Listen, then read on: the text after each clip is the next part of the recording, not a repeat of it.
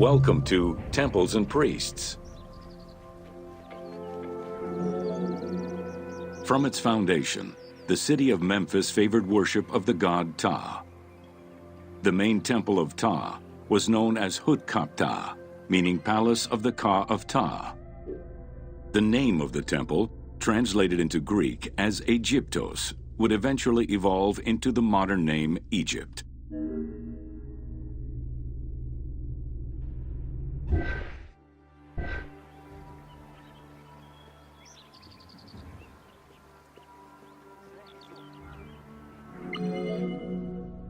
Temples were the center of religious, political, and economic life in ancient Egypt. These sacred places were viewed as the literal home of the gods and goddesses. As such, every aspect of them required care and reverence, all of which was accomplished through elaborate ritual.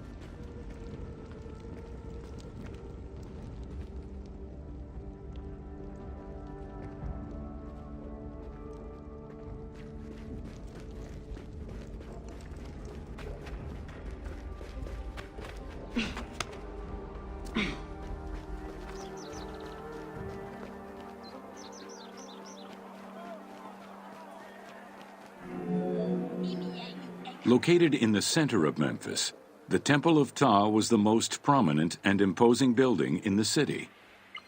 The long walkway leading toward the temple, known as the Dromos, was guarded by rows of sphinxes. The entire sacred area was designed to keep the statue of the god protected, deep within the sacred enclosures that surrounded it.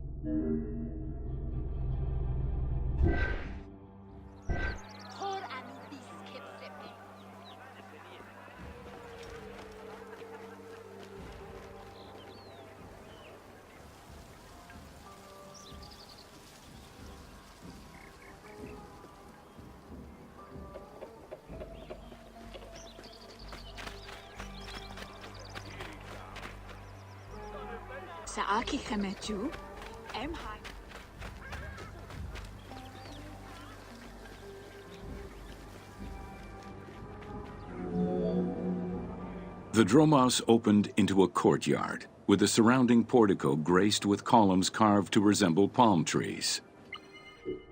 During special festivals, the general population was allowed to enter this location, but under no circumstances would they be allowed into the sacred spaces beyond the courtyard.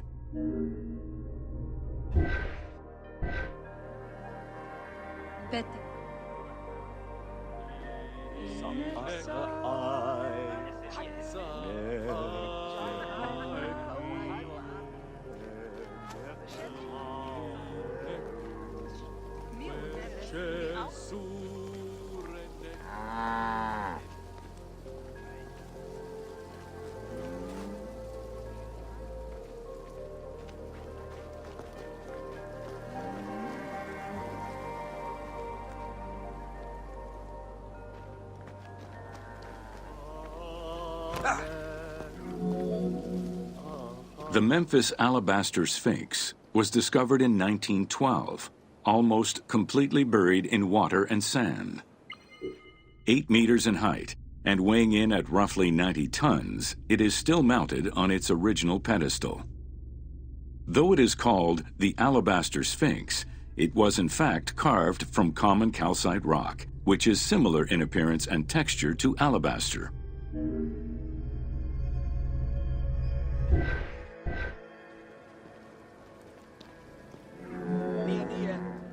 Erosion has destroyed the original engravings, making it difficult to determine when it was created. Egyptologists believe that its facial likeness resembles Amenhotep II, and so it could have been sculpted somewhere between 1700 and 1400 BCE.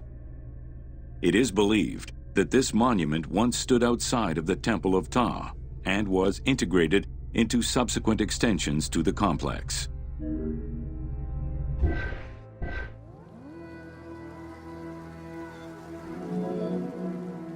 The size of the imposing sculpture reflects the importance it had to the temple during the New Kingdom.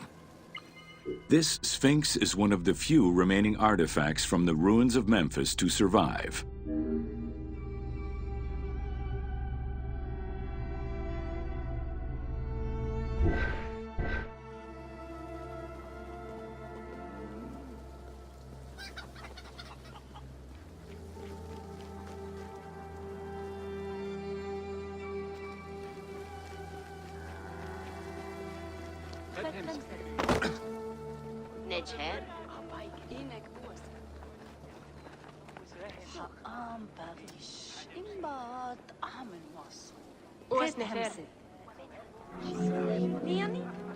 In Egyptian culture, some animals were associated with gods, while others were considered to be living gods.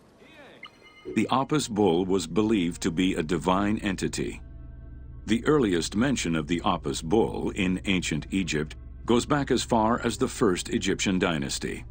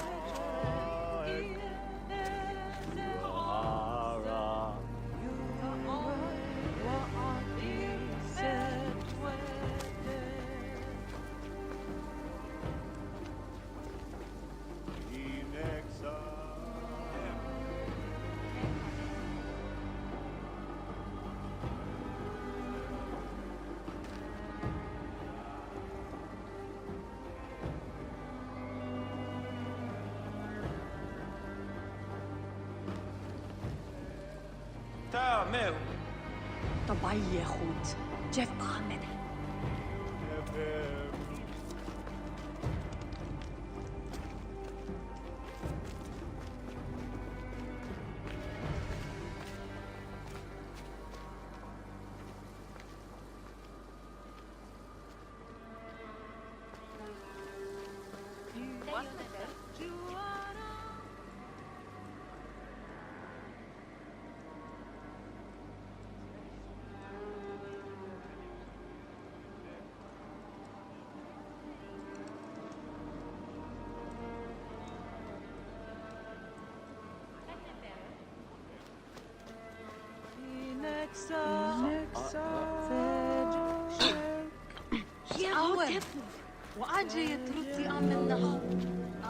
Originally the symbol of fertility, the Apis bull was linked to the god Ra, with the image of the sun carried between its horns.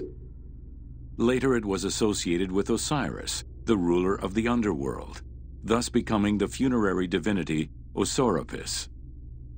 During the 18th dynasty in Memphis, the Apis bull's association with the city's deity earned it the title Herald of Ptah. The Apis bull was so revered that even Alexander the Great, upon his arrival in Memphis, gave honor to Apis.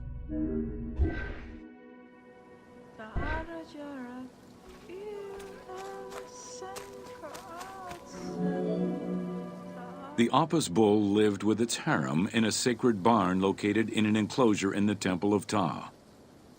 Each bull bore 29 signs representative of its divinity.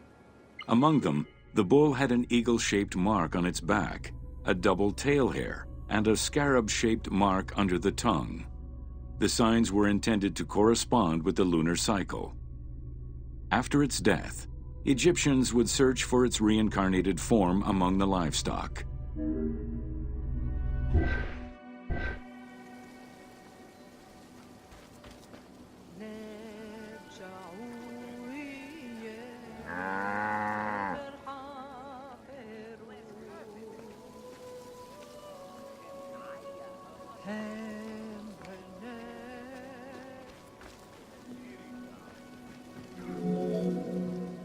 Like other living divinities, the mortal incarnation of the Apis bull was prayed to, and when it died, it was given a luxurious funeral, which included mummification. Until the reign of Ramses II, the Apis bulls were buried in individual graves in Saqqara. During the 26th dynasty, the bodies of the bulls were buried in enormous stone vats in the underground corridors of the Serapeum of Memphis.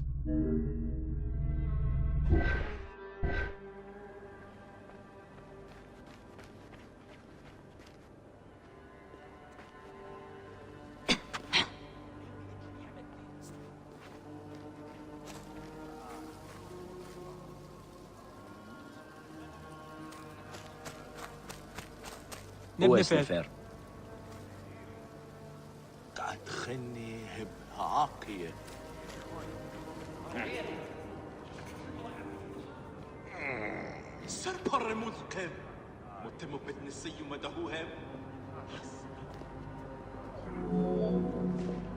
Ancient Egyptians believed that temple rituals were essential to maintain order in the cosmos and allow communication between humans and gods. The pharaoh was required to bring offerings as part of a twofold promise made to the gods, to remain a just ruler and to prevent chaos from entering Egypt.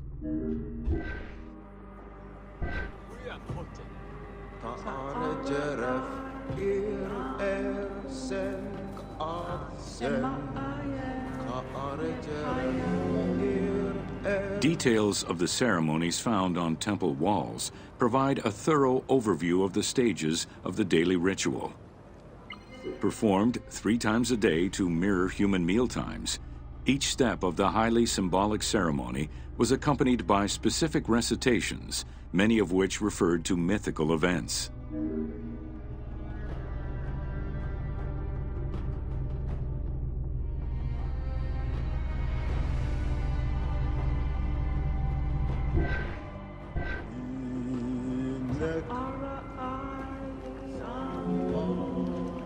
The high priest would first awaken the sleeping god with a chant. Then the seals of the shrine's doors were broken and the bolts drawn back. The act of swinging open the doors was a symbolic gesture where sight was granted to the deity. The priest would then bow and kiss the ground.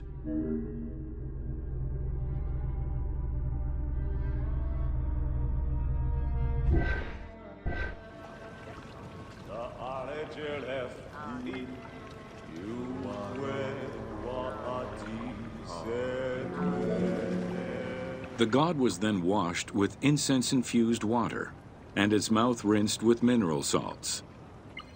The cleansing was followed by adorning the statue with jewels and royal garments.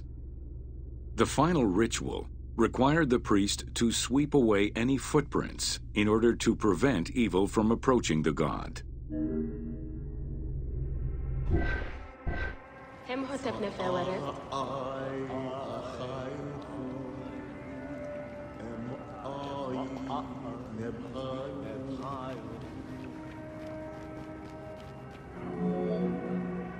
Heredity was the primary source of new recruits. Rarely was an outsider allowed this position. At the top of the temple hierarchy was the high priest. Each temple dedicated to a god had at least one high priest devoted to its care and service. During the Ptolemaic dynasty, one family held the position of high priest in Memphis for almost 300 years.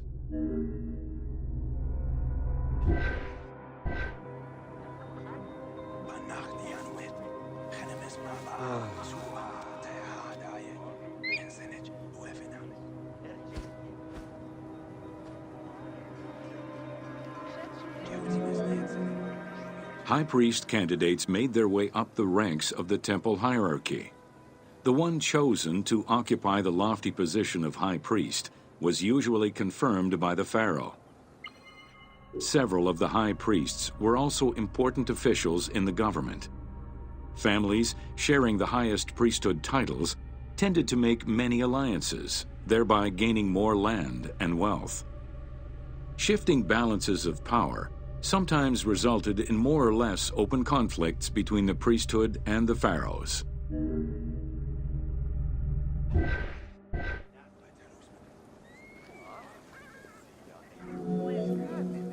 In the 21st dynasty, Thebes became the capital of an almost entirely theocratic government. The city was headed by king priests who spoke and governed in the name of the god Amun, in open opposition to the ruling pharaohs. These king priests caused a massive decentralization of power, known as the Third Intermediate Period.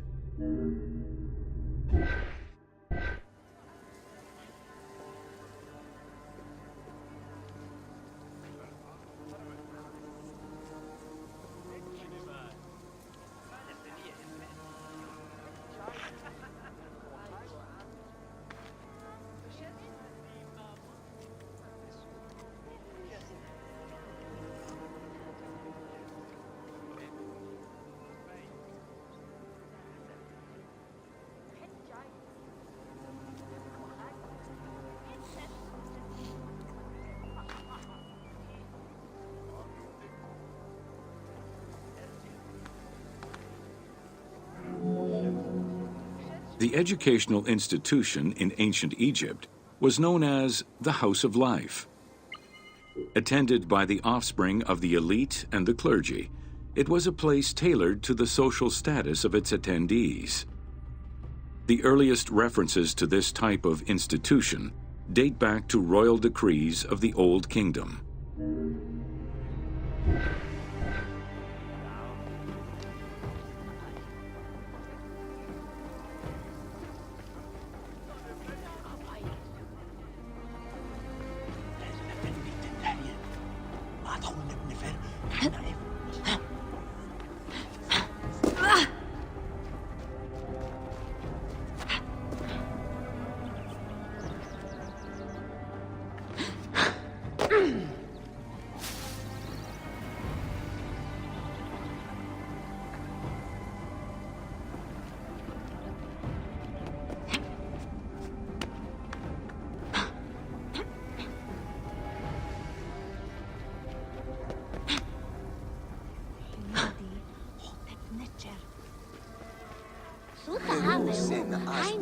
Only two known centers have been uncovered, one in the abandoned city of Akhetaten and one at the temple of Ramses II on the west bank of Thebes. Inscriptions uncovered in those locations mention the names and titles of people who were connected with the House of Life, such as a chief physician and many scribes. It is presumed that by the late kingdom, every temple had a House of Life.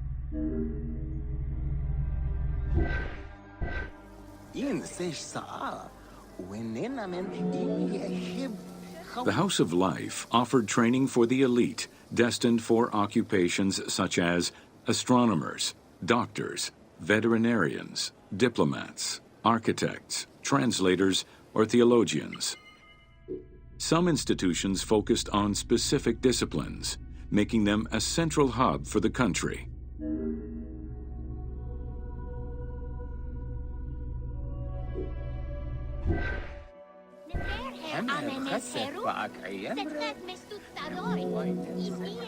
Not limited to instruction for young students, the House of Life was a source of reference for many scholars, with rooms dedicated to papyri of many disciplines. Because papyri were preserved there, the Greco-Romans referred to the House of Life as a library.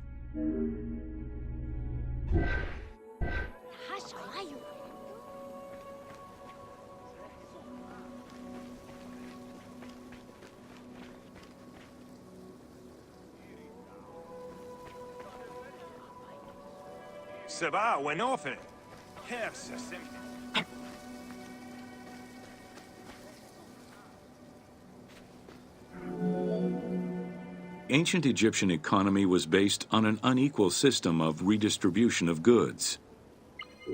The state of Egypt collected the crops, and the temples distributed them throughout the provinces. Since the only people capable of counting and ensuring a fair redistribution were the educated scribes, this meant that the temples played a pivotal role in this process.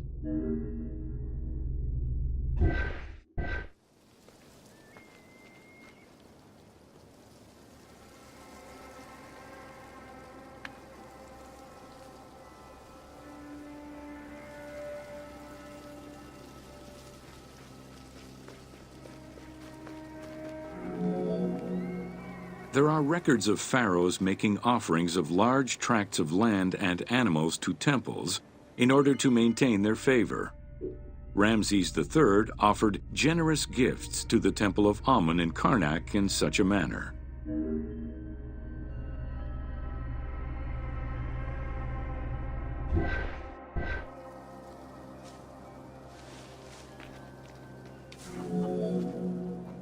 Palaces, warehouses, and granaries were built inside the temple compound to better control the redistribution of goods. The size of the recorded numbers of goods, combined with every other function filled by temples, only serves to confirm their might as economic, religious, and political centers of power within Egypt.